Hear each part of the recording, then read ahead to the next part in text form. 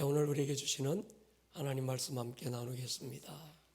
드디어 주기도문이 끝나고 오늘 새로운 시즌을 열기 위한 과정을 잠깐 나누겠습니다. 창세기 32장 22절로 28절 같이 한번 읽을게요. 시작.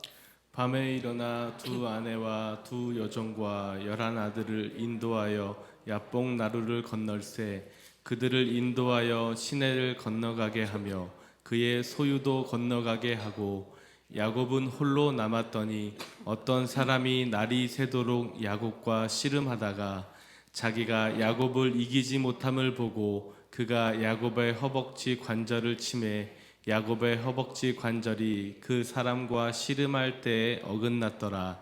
그가 이르되 날이 새려하니 나로 가게 하라. 야곱이 이르되 당신이 내게 축복하지 아니하면 가게 하지 아니하겠나이다. 그 사람이 그에게 이르되 내 이름이 무엇이냐? 그가 이르되 야곱이니이다. 그가 이르되 내 이름을 다시는 야곱이라 부를 것이 아니요 이스라엘이라 부를 것이니 이는 내가 하나님과 및 사람들과 겨루어 이겼음이니라. 아멘. 최근에 하나님께서 기도의 집에 앉을 때마다 제게 주신 감동의 말씀이 있습니다.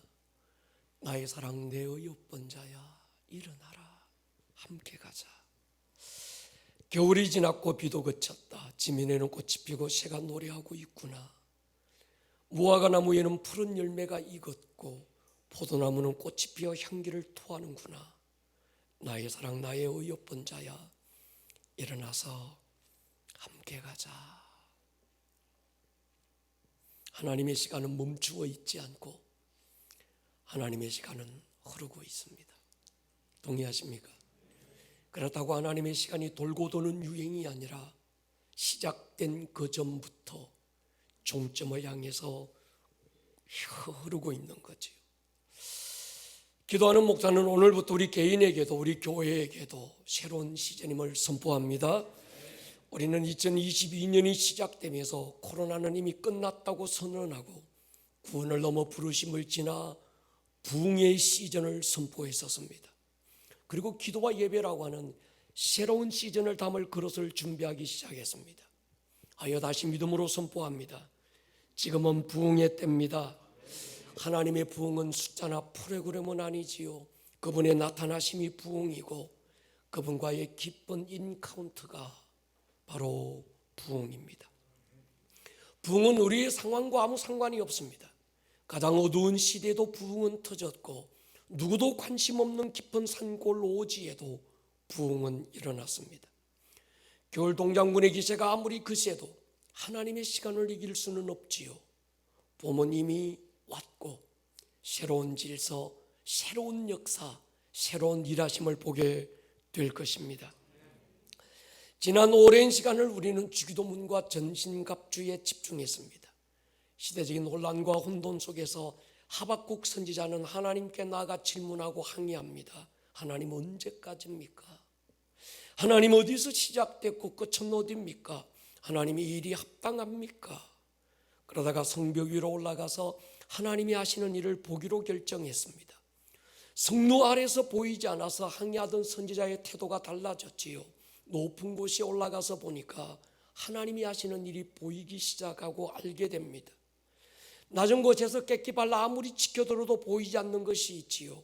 산 정상에 올라가야 비로소 보이고 알게 되는 것들이 있습니다. 하여 우리는 산 아래에 앉아서 불평하고 원망할 것이 아니라 더 높은 곳을 오를 수 있기를 축복합니다. 하박국의 눈에 큰 물의 파도가 보입니다. 그리고 그 파도를 타고 달려오시는 하나님이 보였습니다.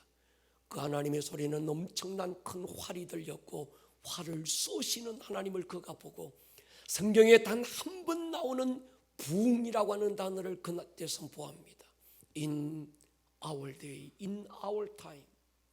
우리들의 시간, 우리들의 날에 하나님 부흥을 주십시오. 그는 이렇게 결론을 짓습니다. 없고 또 없을지라도 나는 여호와로 인하여 기뻐하고 즐거워할 것입니다. 우리는 또 느헤미야를 통해 다시 보게 하신 것이 있습니다. 무너진 성벽, 깨어진 성문을 보게 하시고 다시 보수할 수 있는 은혜를 주셨습니다. 하나님의 부르심을 받고 가는 길, 예상치 못했던 안팎에 여러 가지 공격이 있고 고난이 있다는 걸 알았습니다. 부르심의 길, 순탄한 꽃길이 아니라 매 순간 싸워서 이기고 가는 영적 전쟁이라는 걸 깨닫게 하셨습니다. 그 다음 하나님은 에베소서와 요한복음 17장에 오랫동안 우리로 머물게 하시면서 기쁨으로 우리를 인도하셨습니다. 내가 누구냐? 선식. 교회가 도대체 무언가? 킹십. 그리고 하나님의 나라 영적 전쟁에 대해서 눈을 열어주셔서요, 우리가 어쩌다가 태어난 것이 아니라 창세전에 사랑 가운데서 하늘에 속한 모든 신령한 복을 다 받은 존재가 나라는 것을 알게 하셨고, 우리가 하나님의 아들들로 창조됐다는 걸 깨닫게 하셨고, 그분과 함께 영광에서 영광에 이를 자로 우리를 창조하셨다라는 걸 보게 하셨습니다. 그 사실을 요한복음 17장 제17, 요한복음 17장 십자가를 앞둔 예수님의 기도를 통해서 아버지와 아들이 하나가 된 것처럼 우리도 하나가 되어서 천국의 뜰을 지나서 영광에서 영광으로 나아가기를 주님은 기도하면서 에베소서의 모든 어떤 그 선포를 확정시켜 주셨습니다. 에베소서와 느헤미야가 열리고 나니까 우리를 주기도문과 에베소서 6장 전신갑주로 다시 인도하셨습니다. 주기도문은 우리가 일평생 암기사항처럼 배우고 기도해왔던 말씀이고, 바울이 말했던 전신갑주는 마치 어려운 신학적인 부분이 많았지만 정말 깊은 말씀이었습니다. 만약에 에베소서가 열리지 않았더라면 주기도문의 깊이를 우리는 다 이해할 수 없었을 겁니다. 만약에 느헤미야가 그때 열리지 않았더라면 전신갑주의 깊이와 강력한 능력을 우리는 깨닫지 못했을 것입니다. 그러나 여기가 총착역은 아니었습니다.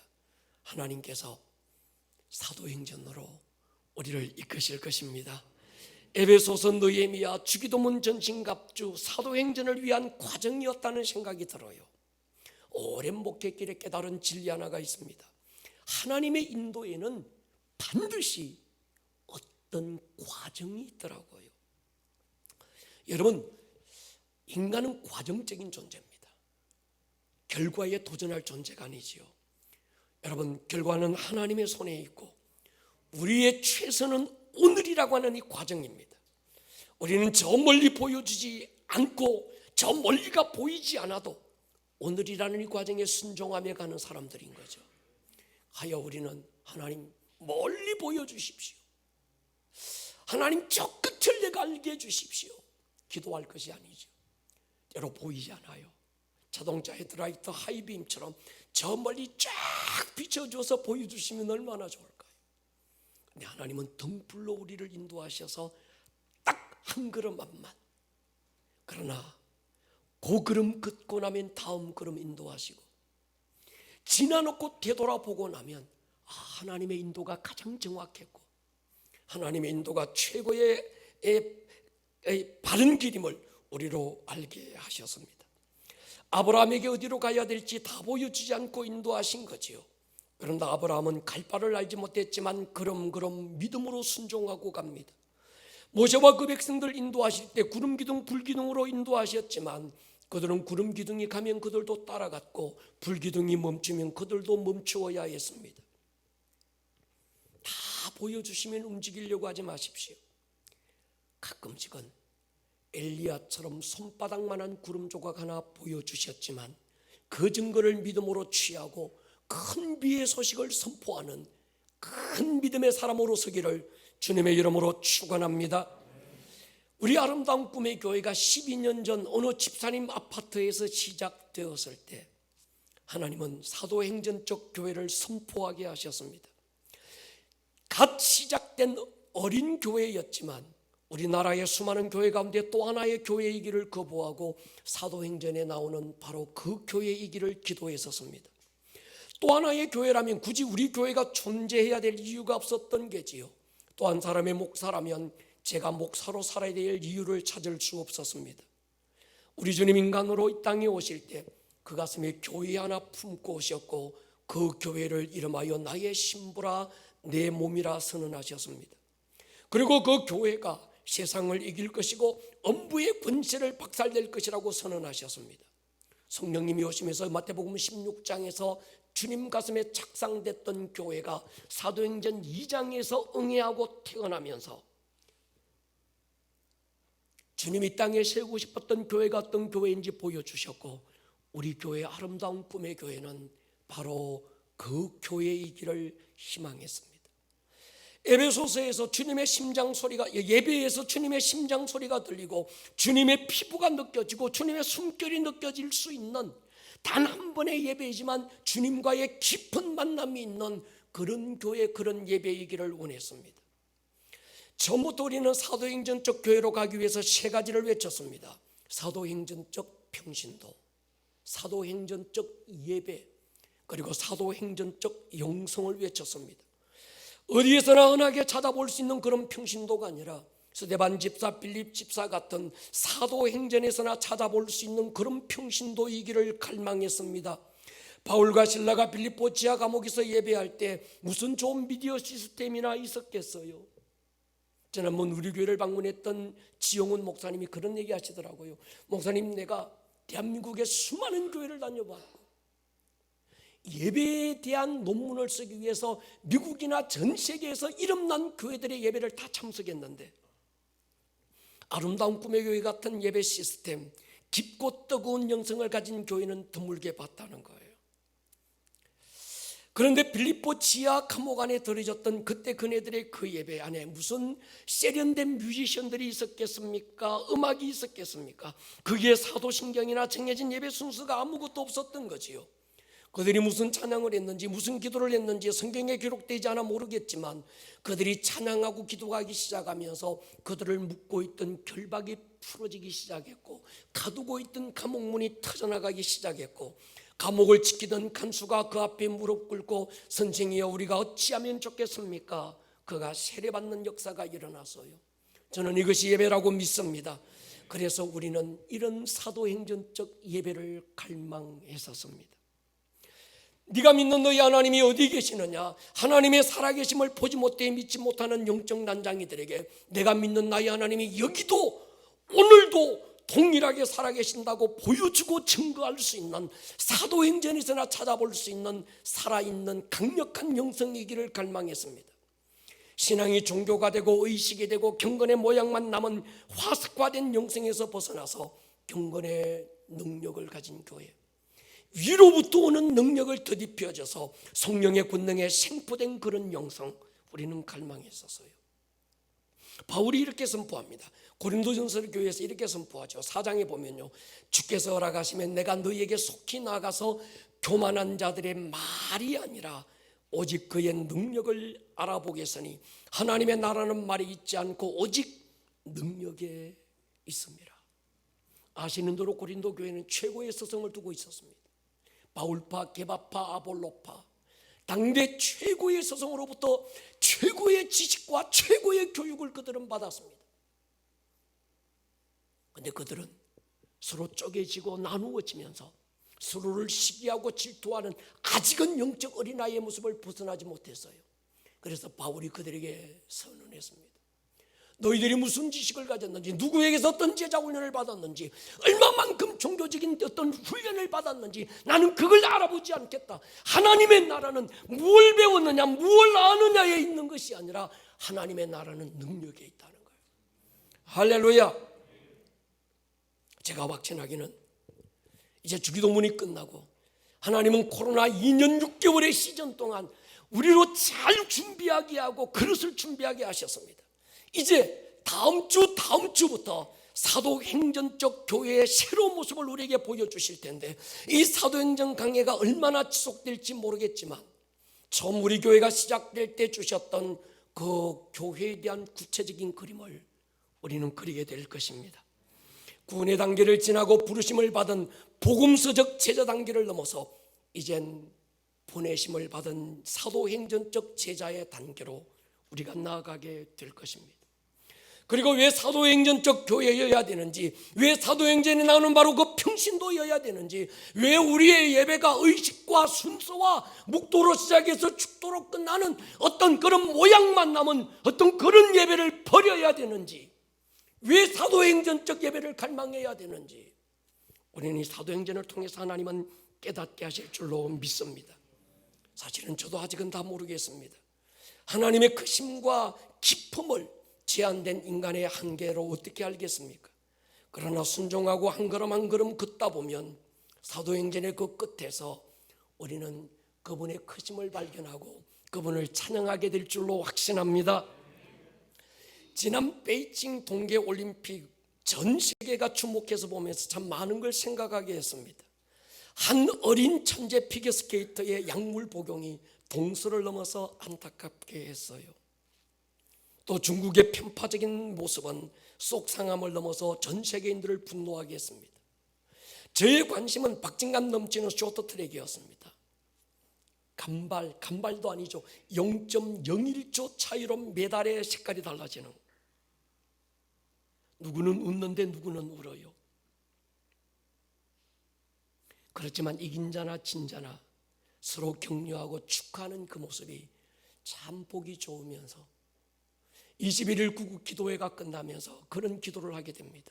하나님, 이 나라 이 민족 안에도 스포츠맨십이 있게 해주십시오. 할렐루야. 진 자나 이긴 자나 선택된 자나 혹이 그러지 못한 자나 이젠 과거 5년처럼 나누고 분열하고 쪼개는 정치를 뛰어넘어서 화합하고 할렐루야 하나가 되는 그런 민족이 되게 하여 주십시오. 여러분이 쇼트트랙은 직선 구간과 곡선 구간으로 되어 있습니다.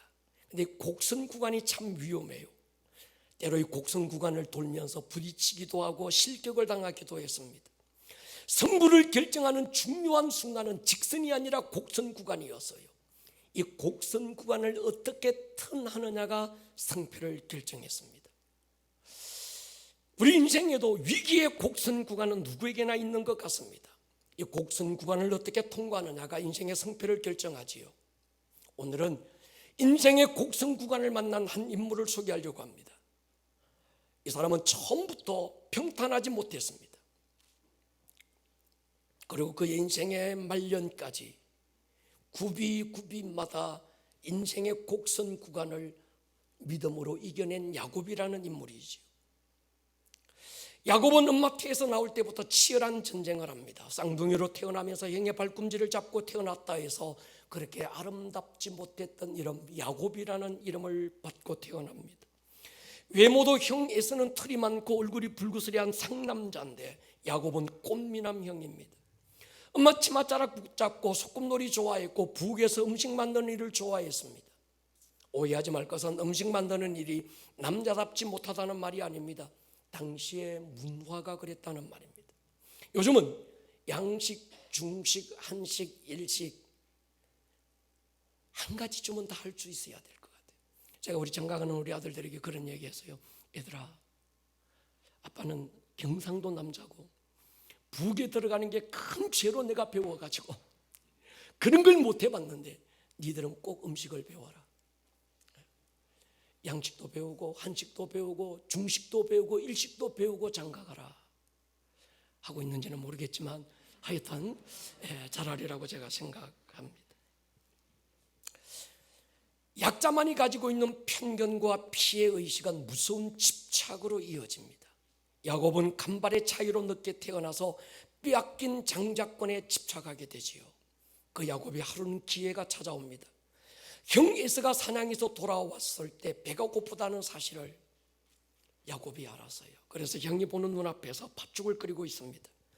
당연히 형 에서가 팥죽을 달라고 사정했을 테고 우리의 친구 야곱은 그것을 그냥 줄 리 없었습니다. 여기서 야곱을 친구라 부르는 말에 오해가 없기를 바랍니다. 성경의 인물들 가운데 가장 부담 없는 한 사람을 꼽으라면 저는 야곱을 선택할 것 같아요.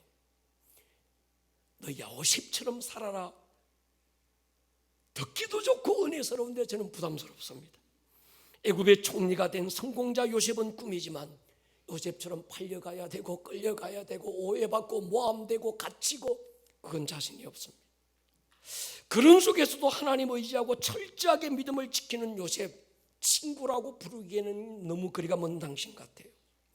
다윗처럼 되기 위해서 다윗이라는 이름을 가진 많은 사람들이 모았습니다. 우리 목사님들 만나면 요즘은 영어 이름 하나쯤은 가지고 있어요. 근데 둘 중에 하나입니다. 데이빗, 폴. 대개 10명 중에 한 8명은 내가 당신 이름 맞추겠습니다. 뭔데요? 데이빗이죠. 깜짝 놀래요.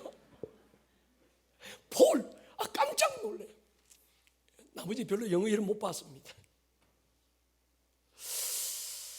여러분, 그런데 다윗처럼 사울에게 쫓기면서 하나님의 아름다움만을 바라보고 찬양하고 그 광야 한가운데서 예배하라고 한다면 그 일도 우리는 별로 자신이 없어집니다. 불의 사자 엘리야 자신이 없고 순수하게 흠없이 순종하는 삶을 살았던 이삭도 그리가 먼 당신입니다. 근데 제일 만만한 인물이 누군가? 야곱이에요. 야곱은 별로 만만해요. 이게 성경에서 우리와 너무나도 닮아서 남같지 않는 인물, 적당하게 거짓말도 잘하고 속이기도 하고 때로는 감싸게 수단과 방법 그리지 않고 자기가 바라고 원하는 것에 집착하기도 하는 이 야곱, 어쩌면 오늘을 살고 있는 우리의 초상과 같지 않을까요? 야곱은 알고 있었습니다. 형에서는 배고프면 눈에 뵈는 게 없는 인간이다. 생각이 정지되는 사람이야. 결국은 이 야곱은 팥죽한 그릇으로 형의 장자권을 빼앗아요. 그 길로 아버지 이삭에게 달려가서 장자권을 가진 아들에게 주실 축복을 합법적으로 받아냅니다. 목소리를 에서처럼 굵게 내고 염소털로 팔다리 둘러서 털이 많은 형처럼 변장하지요. 모든 것이 엄마 리브가와 공모했던 일이지만 사전에 계획된 일이었습니다. 잠시 후에 정신이 들어서 자신이 동생에게 속았다는 사실을 알고 자기를 죽이려고 덤벼들 형의 분노가 무서워서 하란에 있는 외삼촌 라반에게로 도망을 가지요. 장자권도 빼앗고 아버지 이삭으로부터 합법적 축복권도 받았고 자신이 그토록 집착하던 모든 것을 가진 이 야곱, 하란으로 도망가는 길에 루스라고 하는 베델 언덕에 이르릅니다. 여기저기 나뒹굴고 있는 돌 하나 벽에 삼고 지쳐 잠이 들지요. 베고 잠들려면 나올 때 엄마가 싸준 개나리 뻗친 머리에 베고 자면 그나마 잠이 올 텐데 왜 하필이면 돌을 베고 잤을까요? 아마도 야곱의 심리적인 상태가 불안하고 두렵고 마음의 평안과 안정이 없었다는 것 아닐까요? 깊은 잠에 빠질 리 없었을 것입니다. 제가 지난번 이 팔레스타인을 방문하고 예배했을 때 이곳 베델을 찾아갔었어요. 베델은 팔레스타인 사람들이 살고 있기 때문에 순례객들이나 여행객들이 쉽게 갈 수 없는 지역이 바로 이 베델입니다.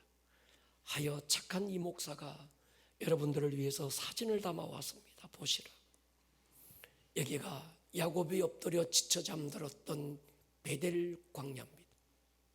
또 한번 보여주십시오. 석양 떨어지는 데서 제가 한 컷 폼을 잡아봤습니다. 또 하나 있는지 모르겠습니다. 동양갑에 간 급히 손에 들고 폼 한번 잡았습니다. 여러분, 저 사진 뒤로 바라보이고 있는 끝없이 펼쳐진 풀 한 폭이 없는 삭막한 사람 한 사람 그림자조차 찾아볼 수 없는 그곳이 바로 이 루스 언덕, 베델 언덕이었습니다. 멀리서 짐승의 울음소리만 들려오고 어디 하나 사람 그림자조차 찾아볼 수 없었습니다. 해는 지고 짐승의 울음소리 들려오고 야곱은 생각이 많았을 것 같아요. 형은 지금 어떤 상태일까? 아들에게 쏘은 아버지는 어떤 배신감이 드실까? 자기를 극진히 아끼고 사랑해줬던 엄마는 지금 어떻게 하고 계실까? 나의 미래는 어떻게 펼쳐지며 알 수 없는 내일에 대한 불안과 두려움이 아마 이 야곱으로 하여금 깊은 잠에 빠질 수 없게 만들었을 것 같아요. 머리에 돌을 베서니 불편하기도 했을 겁니다. 뒤척이고 있을 때 하나님이 야곱을 찾아오세요. 하늘에서 사닥다리 하나 내려오더니 자기가 누운 그 언덕 위에 당았고 자세히 보니 천사들이 오르락내리락 하나님을 찬양하고 있는 걸 봅니다. 그때 하나님의 음성이 들려와요. 같이 한번 주님의 음성을 대언하겠습니다. 같이 읽겠습니다. 시작.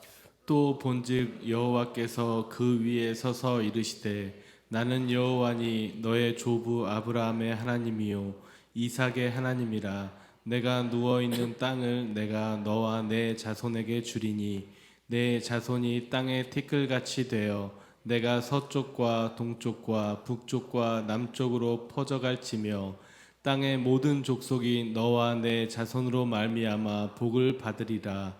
내가 너와 함께 있어 내가 어디로 가든지 너를 지키며 너를 이끌어 이 땅으로 돌아오게 할지라. 내가 내게 허락한 것을 다 이루기까지 너를 떠나지 아니하리라 하신지라. 아멘. 꿈에서 깨어난 야곱 이렇게 화답하지요. 16절부터 보면요, 야곱이 잠이 깨어 이르되 여호와께서 과연 여기 계시거늘 내가 알지 못하였도다. 이에 두려워하여 이르되 두렵도다. 이곳이요 이것은 다름 아닌 하나님의 집이요 이는 하늘의 문이로다. 베고자 던 돌베개 세우고 기름을 붓고 그 이름을 베델 하나님의 집이라 불렀습니다. 사실은 이 순간이 야곱의 인생에 찾아온 첫 번째 인생 곡선 구간이었습니다. 그 후에 외삼촌 라반의 집에서 사랑하는 아내 라헬을 얻었지만 과정이 파란만장했습니다. 뛰는 놈 위에 나는 놈 있다고 나름 한 사기 치던 야곱인데 더 큰 적수 라반을 만나서 몇 번이나 속지요. 그러다가 여차여차 세월이 흐르고 야곱도 늙었습니다.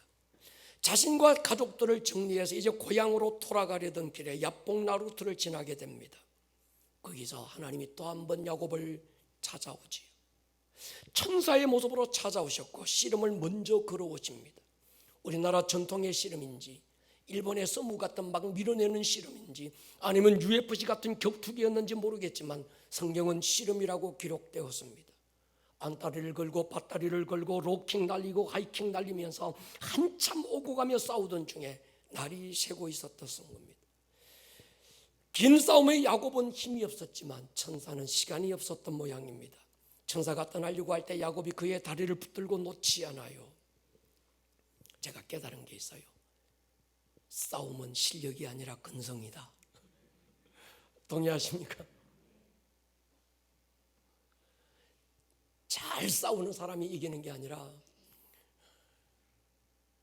죽으면 죽으리라 근성 있는 사람이 이기는 거예요. 오늘 이 근성을 이어받기를 주의 이름으로 축원합니다. 창세기 32장 26절 보십시오. 천사가 그에게 묻습니다. 세리아니 나로 가게 하라. 야곱이 이르되 당신이 내게 축복하지 아니하면 가게 하지 않겠습니다. 야, 이 근성 말이죠. 천사가 물어요. 네 이름이 뭐냐? 야곱입니다. 축복하죠. 네 이름을 다시는 야곱이라 부르지 않을 것이다. 너의 이름을 이스라엘이라고 부를 것이다. 이스라엘, 하나님과 겨루어 이긴 자. 새로운 이름을 야곱이 부여받습니다. 여러분, 한 사람의 이름은 그 사람의 정체성이고 그 사람의 새로운 인생의 시즌을 열어가는 출발선인 거지요. 아브라함에게는 열국의 아비라는 아브라함이라는 이름이 주어지면서 그의 인생의 새로운 시즌이 시작되었습니다. 사레가 사라가 되면서 열국의 어미로서의 인생을 살게 됩니다. 사울이 바울이 되면서 완전한 새로운 시즌을 살게 되지요. 야곱이라고 하는 속인 자의 인생이 이스라엘이라고 하는 이긴 자의 인생을 살게 되었습니다. 그런 의미에서 오늘 야복나루트의 이 사건, 야곱 인생의 정말 중요한 터닝 포인트였습니다. 자신의 이름이 바뀌고 정체성이 바뀌고 신분이 바뀌고 인생의 부르심과 목표가 달라지고 어쩌면 야곱 인생 전체가 역전되는, 야곱의 인생 전체의 새로운 시즌이 선포되는 굉장히 중요한 타이밍이 오늘 우리가 읽었던 야복강가의 사건이었습니다. 여러분, 하나님이 우리의 인생에 찾아오는 순간들이 있습니다. 하나님은 우리를 기다리는 분이지만 더 많은 경우에 우리를 찾아오시는 분이죠. 선악과 따먹고 나무 뒤에 두려움에 떨고 있던 아담을 찾아오셔서 아담아 아담아 네가 어디느냐 그의 이름을 불렀습니다. 아브라함을 찾아 갈대아 우르로 오셨고 마무리 상수리 숲을 근처로 주님이 찾아오셔서요, 하나님 인간을 찾아 하늘의 영광 포기하고 낮고 천한 이 땅에 사람의 모습으로 오신 분이 예수님이었습니다. 십자가는 우리를 찾아오신 하나님의 열심이었어요. 부활은 한 영혼도 포기하지 않겠다는 하나님의 능력이었습니다.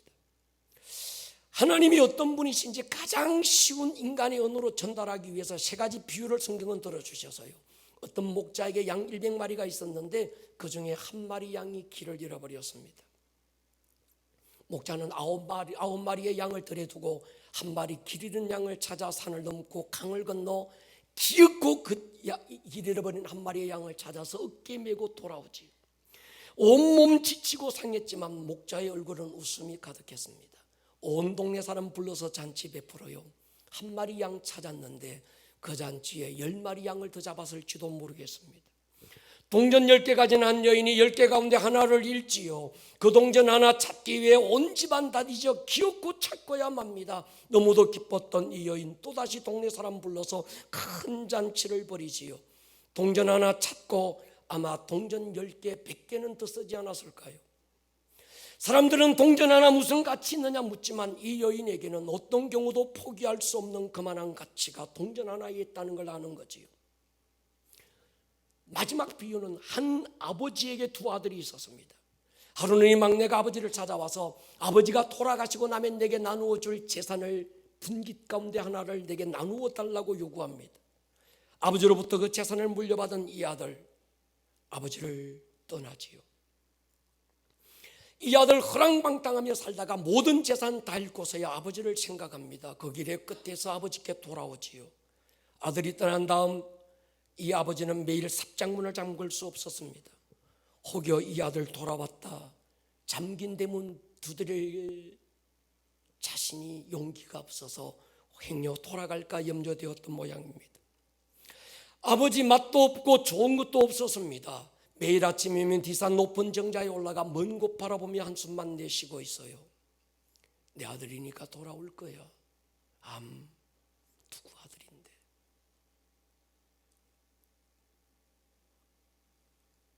개망나니 같은 아들이었지만 아들에 대한 아버지의 믿음이 훨씬 더 컸던 거죠.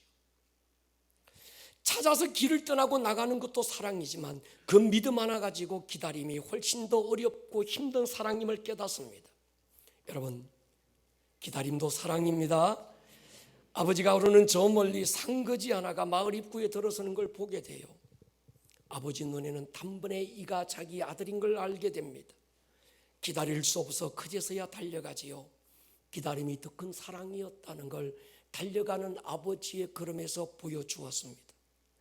기다림에도 이유가 있었지만 달려가심에도 분명한 이유가 있었습니다. 기다림의 이유는 만약에 아들이 돌아왔을 때 어쩌다 아버지보다 그의 형 큰아들을 먼저 만나게 된다면 이 스토리가 어떻게 전개됐을까요? 아마도 형의 정죄와 분노에 더 큰 상처받고 다시는 아버지께로 돌아오지 못했을 것이에요. 한국 교회 안에 이런 분들이 너무 많습니다. 인생을 살다가 때로 굴곡진 인생의 험한 길 앞에서 상처받고 때로 고통 중에 눈물 흘리다가 마지막 용기 내서 교회 아버지 집으로 왔는데 아버지 집에서 그 아버지를 만나기도 전에 교회 안에 있던 형들을 먼저 만나서 더 큰 상처와 정죄와 공격받고 교회를 떠난 사람들이 얼마나 많을까요? 이것이 아들을 기다렸던 아버지의 기다림의 이유였습니다. 지금은 아들에게로 달려가야 될 타이밍이라는 걸 아버지는 아셔서요. 이유가 있습니다. 율법의 아버지의 재산을 받고 허랑방탕하게 날렸던 아들이 돌아오면 돌로 쳐 죽이라는 조항이 있어요. 말사람 누가 내 아들을 알아보기 전에 아버지가 달려가야 했던 이유였습니다. 그리고 그 아들을 끌어안지요. 돌이 날아오면 아버지가 대신 맞겠다는 아버지의 사랑이었습니다. 너무 기쁘셨던 아버지 온 동네 사람 다 불러 모읍니다. 그리고 송아지를 잡고 잔치를 베풀어요.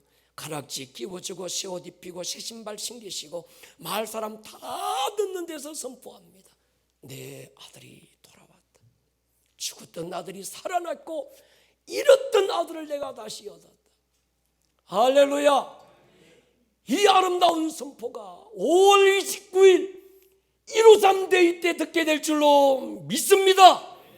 우리는 창립 22주년을 맞아서 우리가 그분의 눈이 되고 손이 돼서 이루어진 영혼들을 찾아갈 것입니다.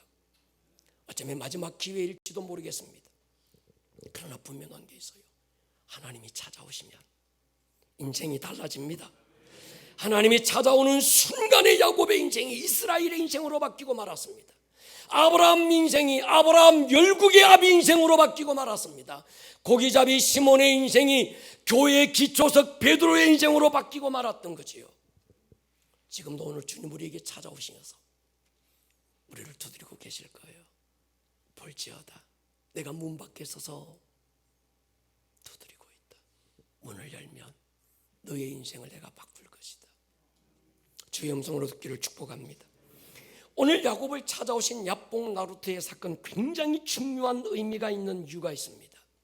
예수님이 공생애를 시작하시면서 가장 먼저 만난, 가장 먼저 선포했던, 그리고 하늘의 비밀의 눈을 열어주었던 한 사람, 한 사건이 바로 이 야복 나루트의 야곱의 사건을 통해서 주님이 선포하신 거예요.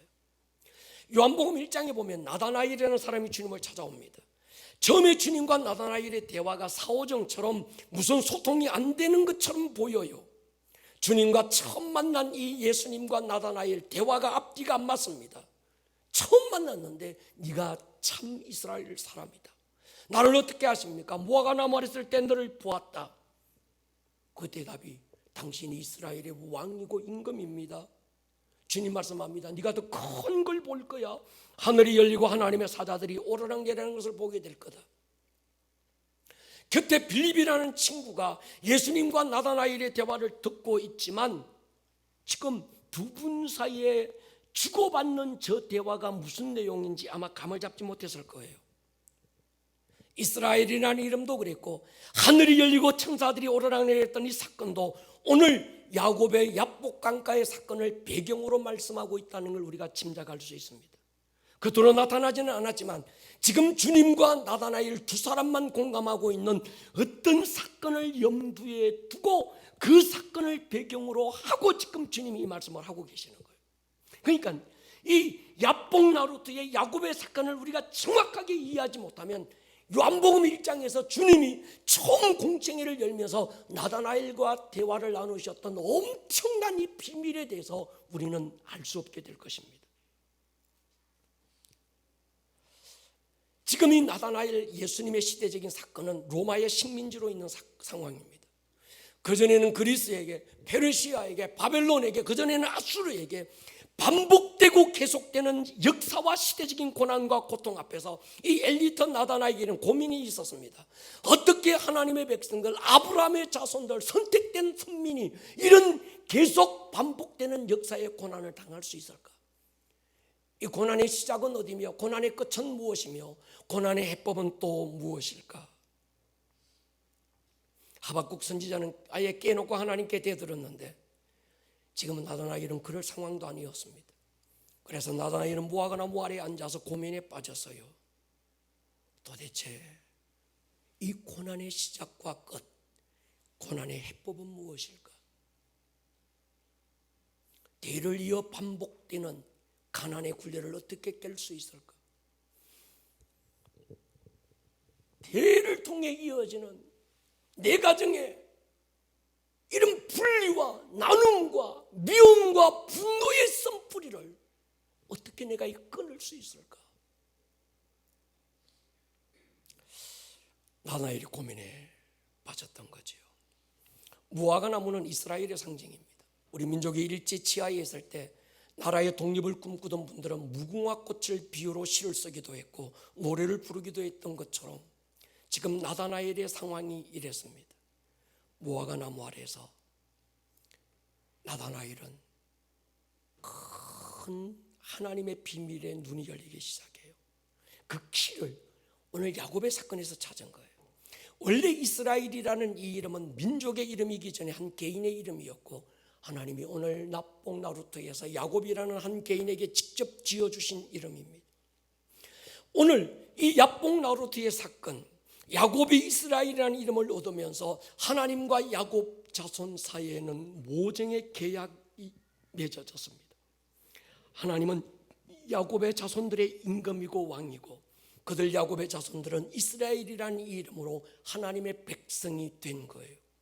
그래서 이스라엘의 역사 가운데서 선지자가 있어서 하나님의 뜻을 나타내주고 제사장이 인간의 제사를 하나님께 올려드릴 수는 있었지만 왕이 없었습니다.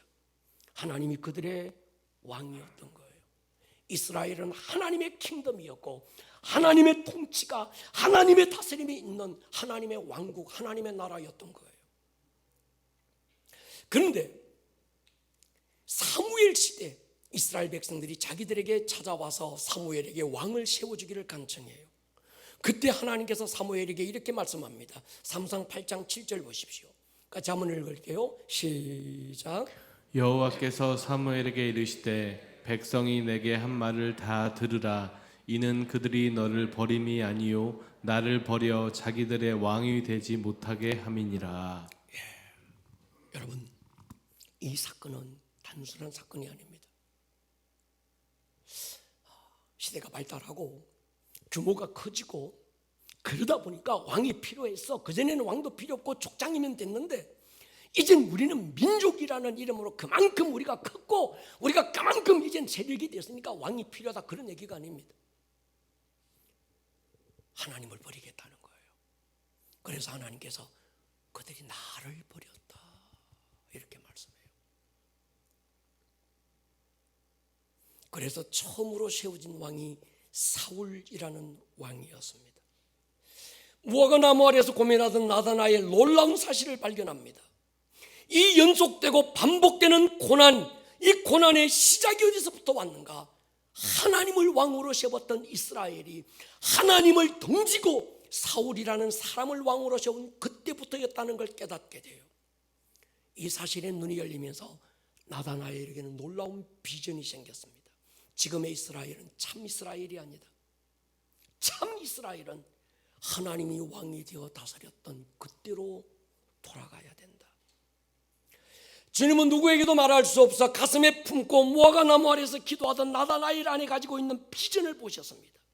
내가 너를 무화과 나무 아래에서 보았다. 이 말씀은 무화과 나무 아래에서 어쩌다가 주님이 지나가다가 노상에서 어떤 좀 잘생긴 놈 하나가 있는데 보니까 좀 인상이 특이해서 처음 만난 것 같은데 가만히 생각해 보니까 맞아, 내가 그때 지나갈 때 내 너 본 기억이 있어, 이런 얘기가 아닙니다. 너의 꿈을 알고 있다는 거예요. 누구에게도 말할 수 없었던 너의 비전을 내가 알고 있다는 거예요. 여러분, 하나님은 여러분들의 꿈을 알고 계십니다. 동의하십니까? 여러분의 비전을 보고 계시는 거예요. 여러분의 중심을 보시는 거예요. 동의하십니까? 참 이스라엘의 회복, 하나님이 왕이 되어 마이 킹덤이 아니라 히스 킹덤을 꿈꾸고 하나님의 나라가, 하나님의 통치가, 하나님의 질서와 다스림이 풀어지기를 기대하고 있는 나다나엘 가슴 속에 품고 있는 하나님의 나라와 하나님의 의에 대한 이 비전을 하나님은 보고 계셨습니다. 그리고 선포해요. 네가 더 큰 일을 볼 거야. 하늘이 열리는 걸 볼 거야. 천사들이 그때 야복 나루트에서 오락내리락 하면서 하나님이 기뻐서 정말 하나님을 기뻐했던 그때 그 일을 네가 통일하게 볼 거야. 여러분, 이건요 그분의 킹덤을 세우고 싶은 비전을 가진 자에게 주시는 선물입니다. 할렐루야. 우리 교회가 이 주기도문을 통해서 제가 우리 교육자들 모여서 할 때 그런 얘기했습니다. 내가 20살 때부터 나는 설교하기 시작했거든요. 20살에 전도사로 제가 부름받아서 처음 나가서 설교라는 걸 남의 옷 빌려 입고 가서 했는데 옷이 없어서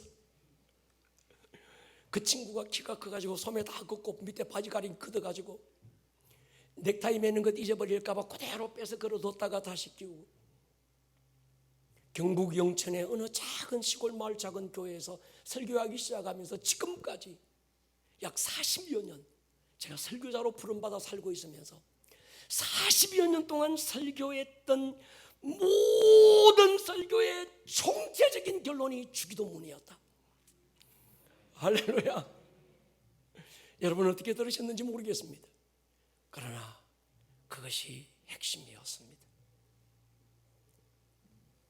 저는 많은 시간이 흘렀지만 오늘 야곱의 사건은 나다나엘에게도 그 시대에도 뿐만이 아니라 지금 이 시대에도 우리가 당면했던 개인의 문제든 나라와 민족의 문제든 모든 문제를 해결하기 위한 키가 될 수 있다고 저는 확신합니다. 우리는 지금 코로나라고 하는 누구도 예상하지 못했던 전 세계적인 고난의 터널을 지나가고 있습니다. 사람들은 물어요. 고난의 시작은 무엇입니까? 고난의 끝은 또 어딘가요? 이 고난을 끊어버릴 수 있는 해법은 도대체 무엇이냐고 묻고 있습니다.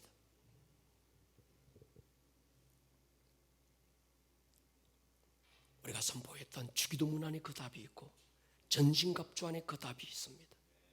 교회됨을 회복한 하나님의 자녀들을 통해서 다시 이 땅에 그분의 킹덤이 세워질 것입니다. 할렐루야. 참 이스라엘 사람들이 일어나야 합니다. 모양만 나 예수 믿는데요, 무늬만 나 교회 댕기는데요, 왔다리 갔다리 내가 몇 년 했는지 아십니까? 우리 아버지가 누구고요? 내가 신앙 걷더니 경륜이 몇 년인지 아십니까? 성경 몇 번이나 읽었는지 아십니까? 신학 공부 내가 어디서 정통으로 했는지 아십니까? 그것과 아무 상관없는 하나님이 나의 왕입니다. 하나님의 나라가 이루어지기를 소원합니다. 내 비전 내 야망 다 끊어내고 주의 나라가, 주의 비전이, 주의 뜻이 풀어지기를 기도합니다. 이 킹덤에 대한 꿈을 가진 자, 참 이스라엘 사람들을 통해서 마지막 엔타임의 부흥이 일어난다는 저는 확신을 가지고 있습니다. 우리는 이제 더 이상 야곱이라는 이름 버려야 합니다. 동의하십니까? 예수 믿고 있고 집사가 되고 권사가 되고 목사가 됐음에도 불구하고 여전히 나는 야곱입니다. 내 수단, 내 방법, 내 노력, 내 힘으로 사는 자입니다. 때로 적당하게 사기치고 이용하고 세상과 전혀 다를 것이 없는 그런 자로 살아가는 야곱입니다. 이거 말고 나는 하나님과 겨루어 승부할 자입니다. 할렐루야. 오직 기도와 예배로 내 인생을 승부할 자입니다. 이를 위해서 부름받은 자입니다. 네 이름을 이스라엘이라고 해라. 이런 믿음의 사람. 한 고난은 예상치 못했던 새로운 시즌을 여는 문이었습니다. 야곱만이 아니라 아브라함의 생애가 그랬고 모세의 생애가 그랬고 요셉, 다윗 모든 믿음의 사람들의 삶에서 증명된 진리가 있다면 예상치 못했던 고난은 예상치 못했던 새로운 시즌으로 여는 문이라는 걸 알게 했습니다. 코로나라고 하는 사상 초유의 고난을 우리가 겪고 있지만 이 고난을 통해서 하나님은 마지막 엔타임 때 부흥의 문을 열 줄로 믿습니다. 하나님의 감동을 받은 저는 우리 개인과 가정과 그리고 이 나라의 민족, 마지막 때 틀림없는 하나님의 부르심을 받은 이 민족, 새로운 시즌이 왔음을 선포합니다. 이 시즌은 부흥의 시즌이 될 것입니다. 부흥의 바람을 타고 하늘을 나는 우리가 될 줄로 확신합니다. 머리를 한번 숙여보십시다.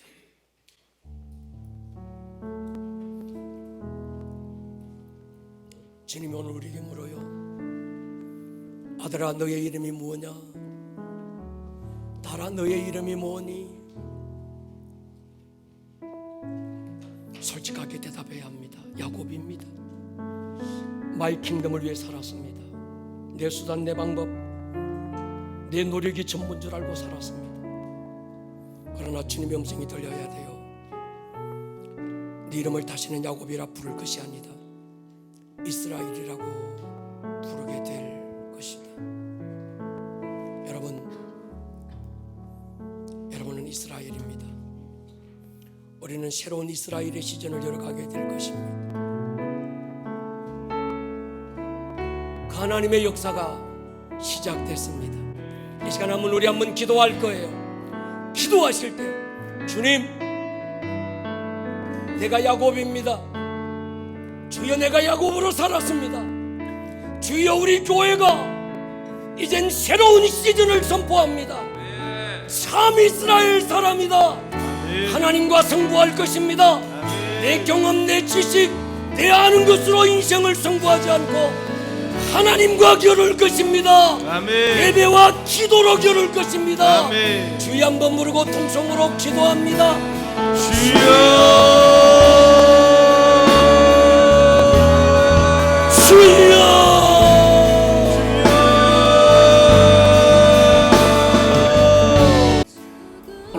어떤 이 말씀이 듣는 말씀에서 끝나지 않고 여러분들의 삶에 살아내는 말씀으로 생명력 있는 말씀이 될 수 있기를 주님의 이름으로 다시 한번 축복합니다. 온 하늘